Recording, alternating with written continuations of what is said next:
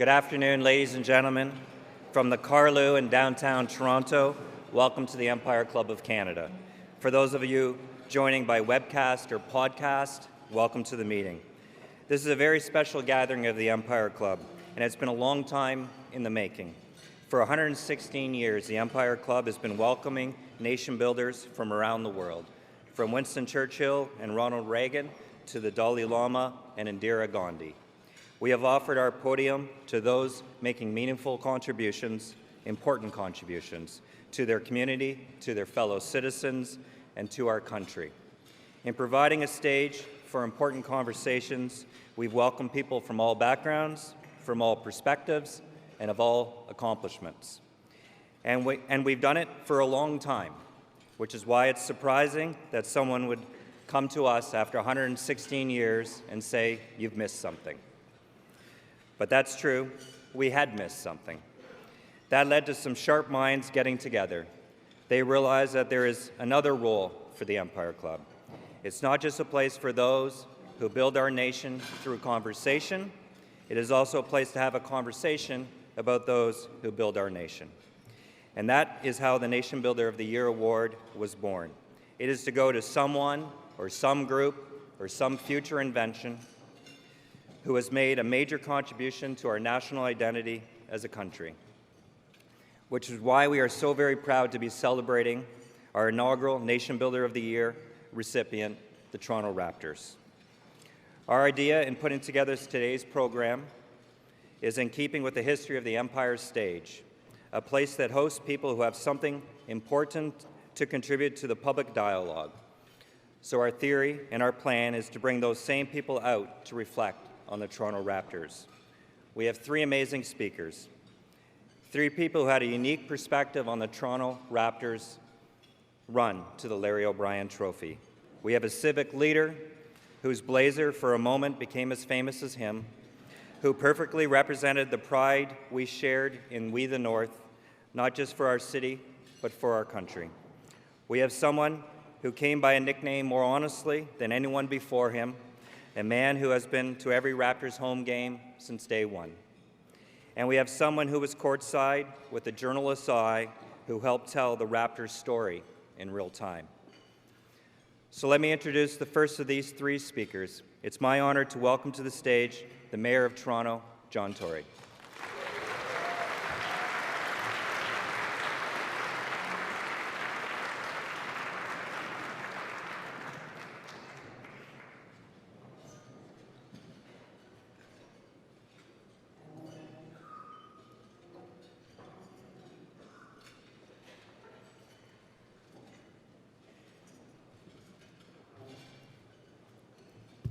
Well, Mr. President and ladies and gentlemen, it is a pleasure to be here, and of course in particular to be here with Masai Ujiri on behalf of the Toronto Raptors to be honored most fittingly, I think, with this Nation Builders Award and all that the team has done for the city and for the country, because it's a Nation Builders Award. No offense to Masai, I'm sure he'd agree with me that Larry Tannenbaum, as the chair of the ownership group, could equally be accepting this award. In fact, anybody from the Raptors organization could. Now, there was reference made to my Raptors jacket. He elevated it, I think, to the status of a blazer. I'm not really sure it deserves that elevation, but I just want you to know, because I get asked every day why I'm not wearing it, and people might have thought it was suitable to wear it to offer these remarks today. It is actually put away in preparation for the playoffs in 2020, because it's a playoff jacket. And I will just answer one more time the most frequently asked question. You'd think with all the issues that I have to deal with, there would be one question that would be to do with transit or housing or something. The most frequently asked question I had in 2019 was, has it been to the cleaners? And the answer is, of course, but never mind. We won't get into all that. We have 5 minutes, and so I don't want to get the hook and be taken off the stage. I usually have trouble clearing my throat in 5 minutes, but nonetheless, I think that you'll agree with me that one of the greatest blessings that Toronto has as a city is its status as the most diverse city in the world. When I'm out selling the city to potential investors, which I often am, as well as to tourists and to artists that we want to come here, in fact, the MLSE's even called me down a couple of times to sell Toronto to athletes that they want to come to the city. they always pause and they think about very carefully and pursue with me the fact that 51% of the people who live in Toronto, who call it home, were born outside of the country, and that is a percentage not seen anywhere else in the entire world. That inevitably leads to a discussion about our way of life, our core values, which I have come to see actually as our #1 calling card, because people around the world actually do recognize there is something about the core values that we have in this city and in this country. And that's alongside a wonderful system of public education that's created a talent pool that they also acknowledge around the world, but they really do focus oftentimes on our core values, and I think those values and that talent pool are contributing hugely to the current success that Toronto is enjoying. So when you have one of that combination of raw ingredients, then really what you're left with is a challenge of keeping the city together. And we know that the challenge of keeping the city together, uniting all the diverse communities into one strong force, is mirrored by the challenge of keeping our country together into one strong force, just given the diversity geographically and otherwise of our country. And some of that keeping people together comes from accepting and embracing each other as we do, and turning away from the kind of division and polarization that you see happening elsewhere in the world.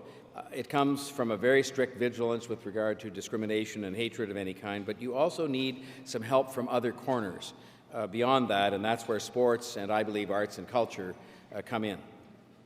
These things, sports and arts and culture, are great unifiers. An artist, a song, the Santa Claus Parade, Pride, the Caribbean Carnival. People come together and enjoy these things even if they can't speak to each other in the same language. They bring people together, they bring communities together, and that is true of sports as well, which brings me to the Raptors, and you're wondering if in my 5 minutes I'd ever get there. I don't know how many of you got a chance to go to Jurassic Park outside of the Scotiabank Arena.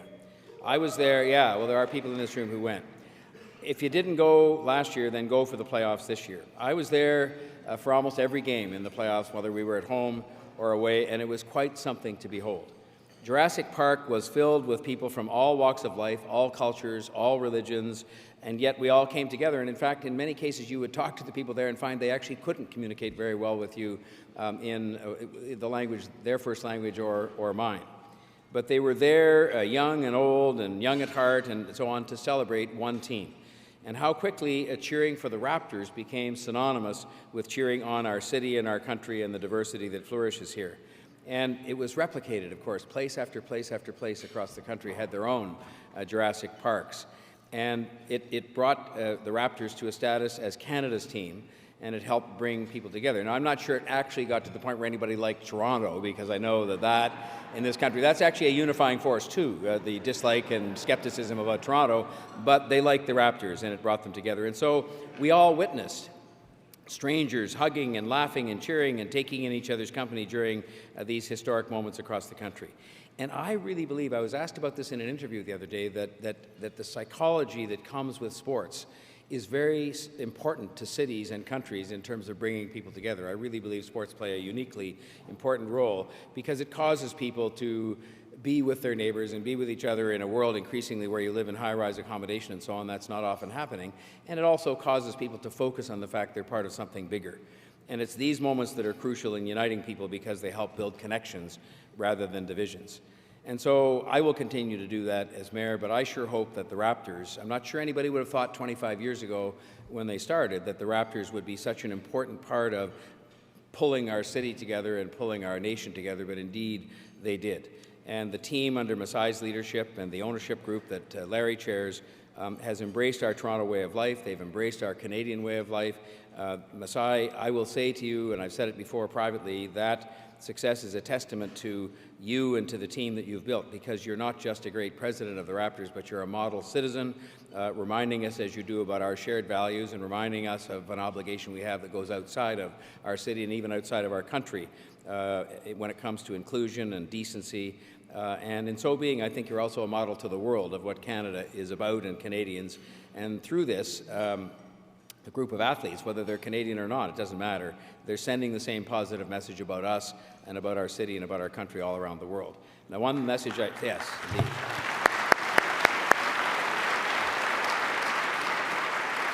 Masai, as the person chosen quite appropriately today to receive this award on behalf of the Raptors, I will first of all, just repeat something that I told you privately, and I think it should be well known to everybody here, and it's part of the rules. When you are named, as you have just recently been, the most influential person in Toronto, unfortunately, admission to that very elite club carries with it the obligation to remain in Toronto for the rest of your life.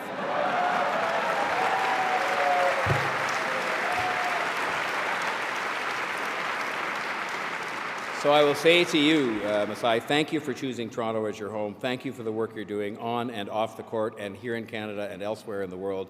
It's all important. It is helping to bring this country together. It's helping to bring the city together. It's helping to make both the city and the country a better place for people to live. And I would ask you to extend to the entire Raptors organization who are receiving this award our thanks, not only for bringing us joy in the championship, but for bringing a diverse city together, for bringing a diverse country together. That was a real act of nation building. I'm sure that wasn't first on their minds, but it sure ended up doing the job. Thank you very much.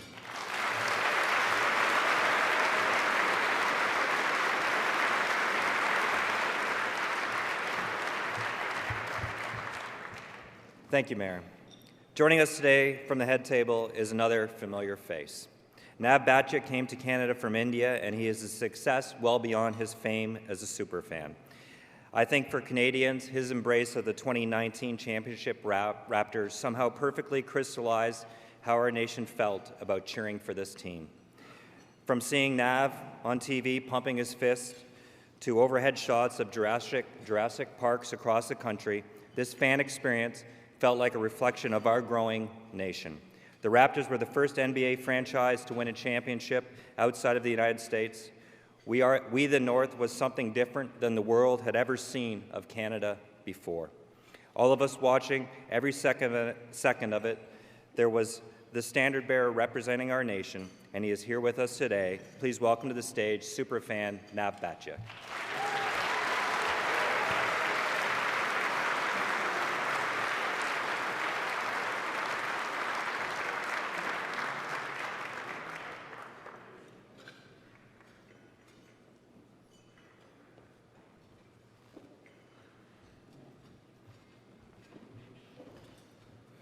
Good afternoon, everyone. How are you guys doing? I expect a little better than that, guys. How are you doing? Thank you, thank you. I'm really humbled and honored to be here today. What can I say about this Raptors organization? This organization has changed my entire life. Everyone knows how much I love Raptors. I put them before everything in my life, including my wife.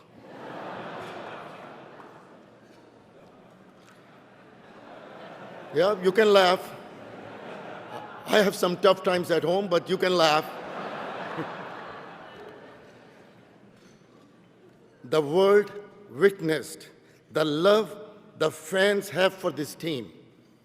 And also, the world witnessed the love this team has for the fans.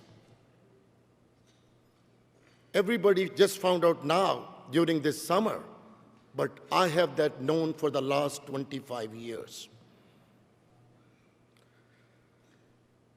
If they were not such an inclusive organization, there is no way this immigrant would be standing here in front of you and will have the opportunity to really feel like a part of Canada. Yep.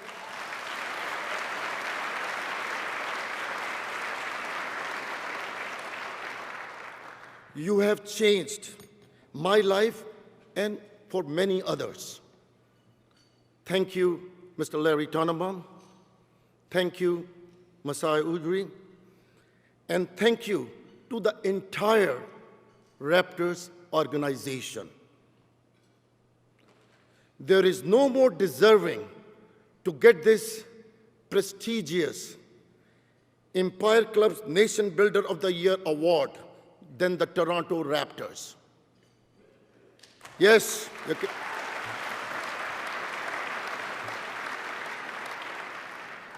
You have not just made Toronto a champion, you have made the entire nation of Canada the champions.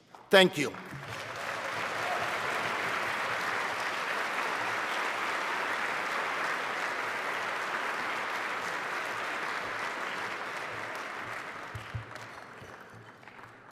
I'm very excited for our next speaker. First, because she is an absolute top-notch sports journalist who began with TSN Radio in 2015 and whose great work and profile is only growing. Second, she's a Toronto native who knows the pride this city and this country places in this fantastic team. And third, because she had as much a front row seat as anyone could have had. Heck, she was on the bus during the parade. Please welcome to the stage TSN anchor Kayla Gray.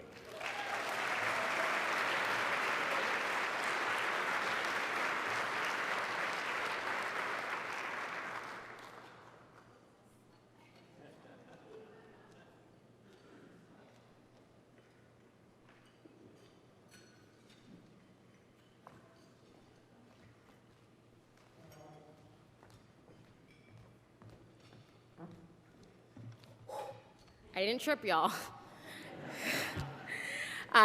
Thank you to the Empire Club of Canada for having me. Honestly, to be in this room, I would have never thought that I would be in a room like this, so thank you.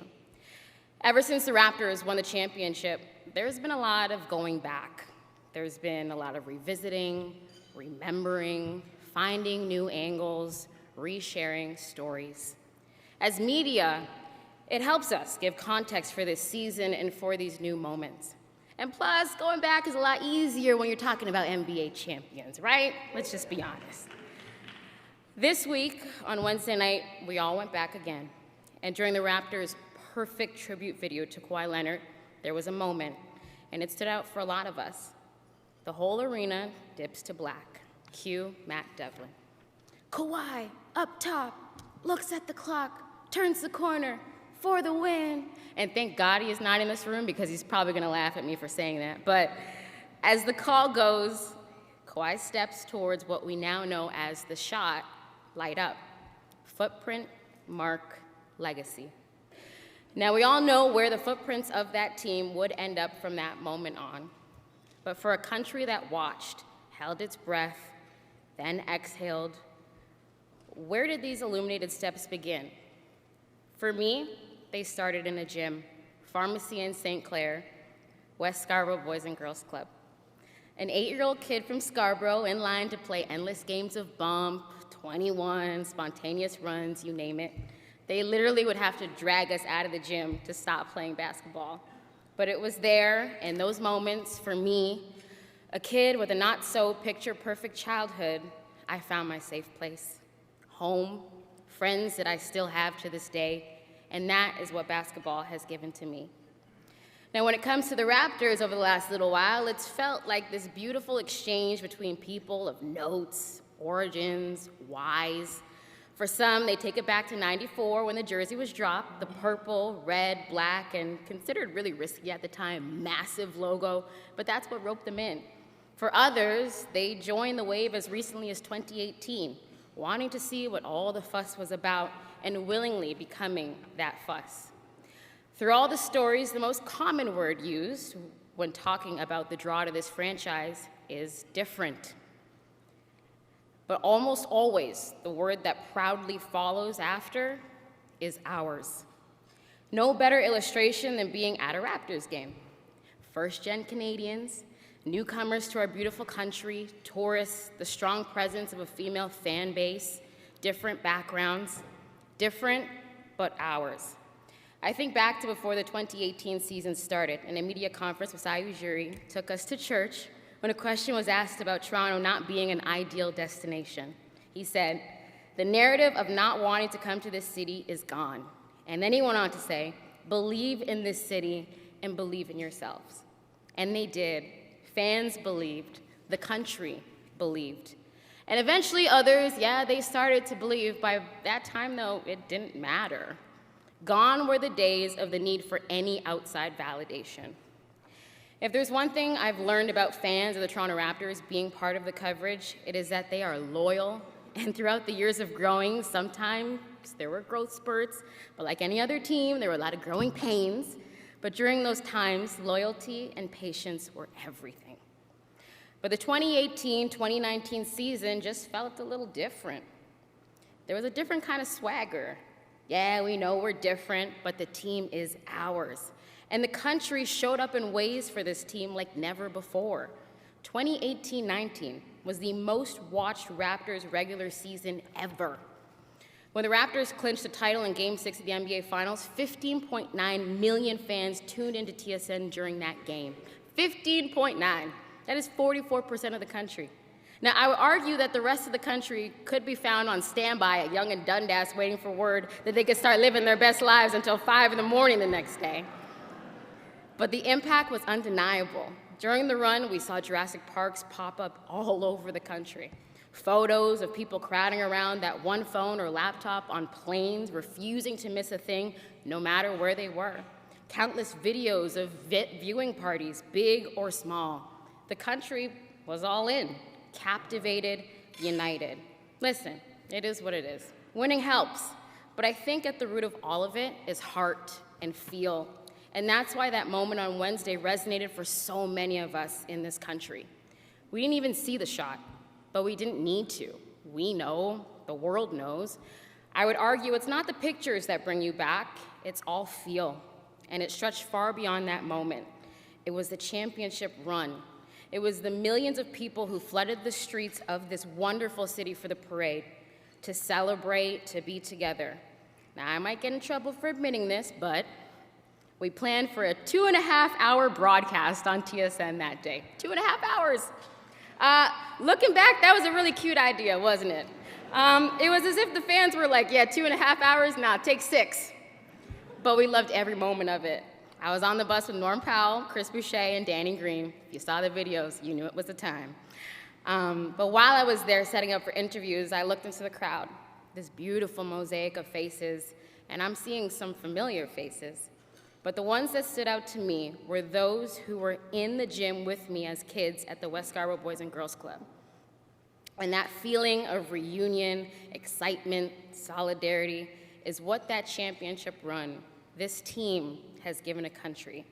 People always ask, where were you when these huge moments come up? But the question, it almost sounds like they're really asking, what were you when? As a city, as a country, we were together. We were united, we, the North. Thank you.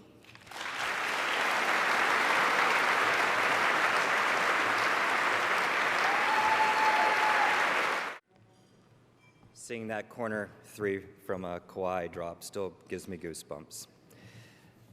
As it says on this award, for the remarkable character and tenacity demonstrated during the team's historic run to the 2019 NBA championship, which cut across all demographic, economic, cultural, and geographic divides to bring together a country behind the iconic We the North rally cry, it's my honor on behalf of the Empire Club of Canada to present the Nation Builder of the Year Award to the 2019 Toronto Raptors.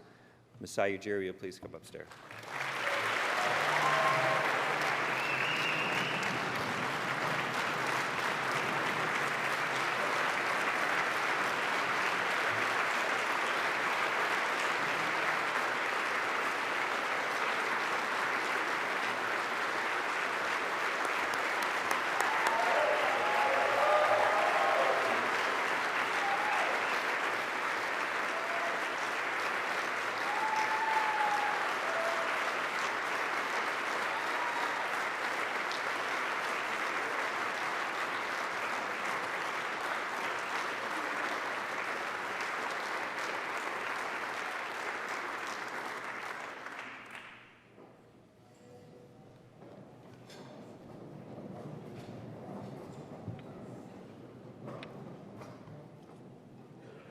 Thank you.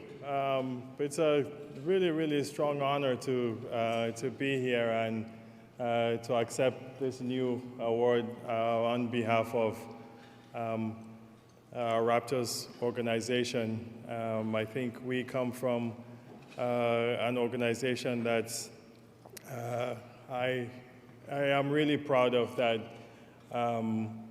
is owned with class, with our leader, Larry Tannenbaum, and Belen Rogers. And from the top to the bottom, our fans, people that work with us, and the most important to me, our players and our coaches who go out and grind it out every day. It is truly an honor to represent. I didn't only see it, and I don't only see it as the Raptors, but a great country, great people that I feel can even be bigger around the world with what we do. I thank you to the city, to the mayor, everybody that has supported this, to the Empire Club for creating this award. I want to say that our organization is progressive. It's progressive, and for me, there's only one way and one thing we do. You play sports for only one reason: to win. It's that simple.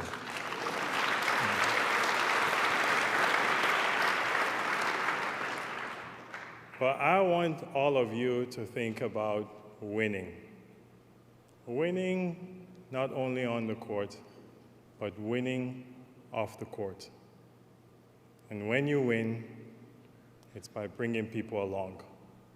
You bring people along, you bring youth along, you bring women along, you bring young girls along. We move our egos aside and become bigger. We in Canada have to teach the rest of the world. And starting from here, we have to be bigger, okay? We have to include, we have to be progressive, and we have to grow.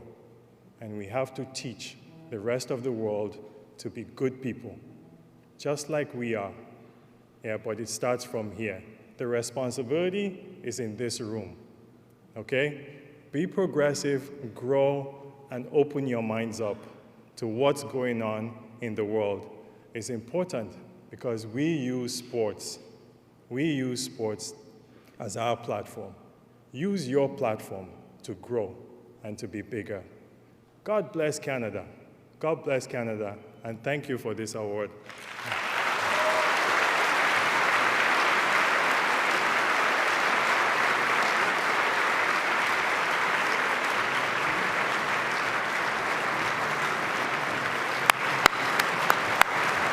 The Toronto Raptors.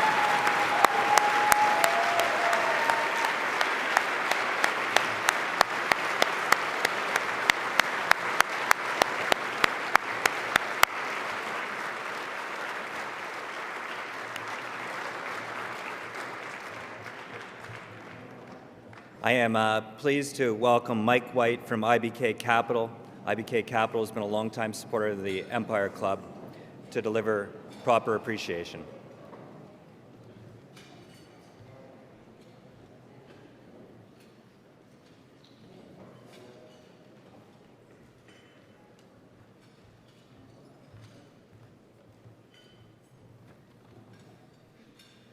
Mr. President, distinguished head table guests, fellow members and guests of the Empire Club of Canada, I have the pleasure to express our formal thanks to the Raptors and to our key speakers here today. Of course, Toronto Mayor John Tory, superfan Nav Bhatia, TSN's great Kyla Gray, and of course the very impressive Masai Ujiri, who has accepted the award on behalf of the Raptors. Thank you so much. Today, the Empire Club of Canada is celebrating the Nation Builder of the Year award for the first time. To quote from the Empire Club's website, the Nation Builder of the Year award formalizes what the Empire Club of Canada has been doing since 1903, celebrating and providing a platform for people who are building our country. Since its founding over a century ago, the Empire Club has played a pivotal role in many of our country's major milestones. That's why the focus of this award is on the efforts by a Canadian individual or a group of individuals who are making a significant contribution to this country. The Raptors have done just that and continue to honor our great country. We are proud of our Canadian basketball team and all it has done for our citizens. We all saw or heard or read about what the Raptors did. We have seen the benefits of developing athletic skills, teamwork, healthy competition, done with all their heart, combined with hard work, persistence, intelligence, and enthusiasm. And I'll add one more, they did it gracefully, truly Canadian. They leave it all on the court, time and time again, inspiring generations to strive for great things and expect great results. We are very proud of our Toronto Raptors, the team, the athletes, the coaches, the fans, families, and friends. Please join me in a very warm and special thank you to all that have made today possible, the sponsors, the award committee, today's speakers, and of course, the Nation Builder of the Year award-winning Raptors. Thank you.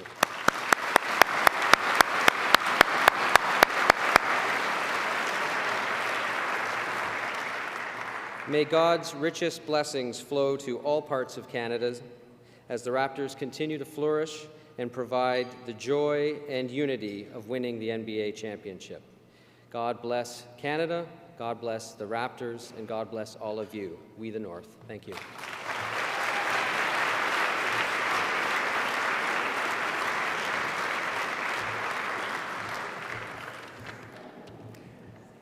Well, that was wonderful, and I'm glad everybody got to participate in the inaugural Nation Builder of the Year Award. We have many events coming up. Please look at our website. On January 9th, we have the Investment Outlook, and on January 15th, we have the Ontario Leadership Debate. Thank you very much. This meeting is adjourned.